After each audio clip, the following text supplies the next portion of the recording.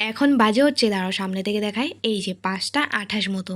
তো এখন আমার খেতে ইচ্ছা হচ্ছে চা। তো চাটা আগে বানিয়ে খাবো, তারপর এগুলো কাজ করব পরে।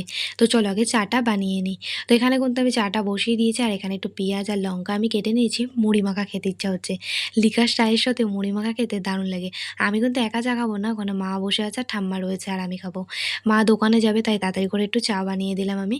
তো তাড়াতাড়ি করে কিন্তু চাগুলো কাপে ঢেলে নিয়ে ওই ঘরে রেখে এসেছি। আর এদিকে এসে দেখি মা কিন্তু সুন্দর করে মুড়িটাকে মাখিয়ে নিয়েছিল। মায়ের হাতে মুড়ি মাখা খেতে দারুণ লাগে।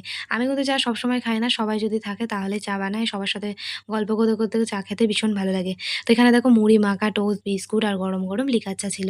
দারুণ লাগলো খেতে। তারপরে কিন্তু চলে এসেছিলাম ঘরের কাজগুলো করতে।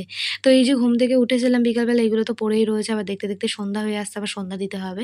তাই তাড়াতাড়ি করে কিন্তু আমি আমার ঘরের বিছানাটা গুছিয়ে নিয়েছিলাম, আর জামা কাপড়গুলো দড়িতে ছিল। তাই জামা কাপড়গুলোকে সুন্দর করে ভাঁজ ভাঁজ করে আমি আমার গামলায় রেখে দিয়েছি।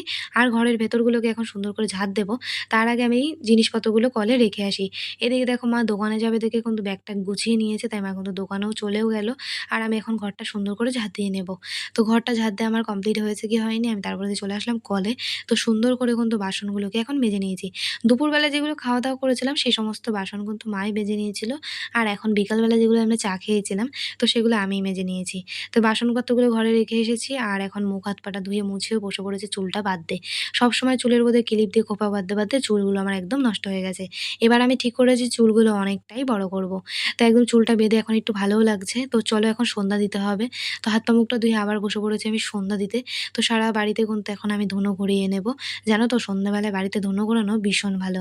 তো যাই হোক, এখন সন্ধ্যা দিয়ে আমার কমপ্লিট হয়ে গেছে। এখন রাতে রান্নাও আমাকে করতে যেতে হবে।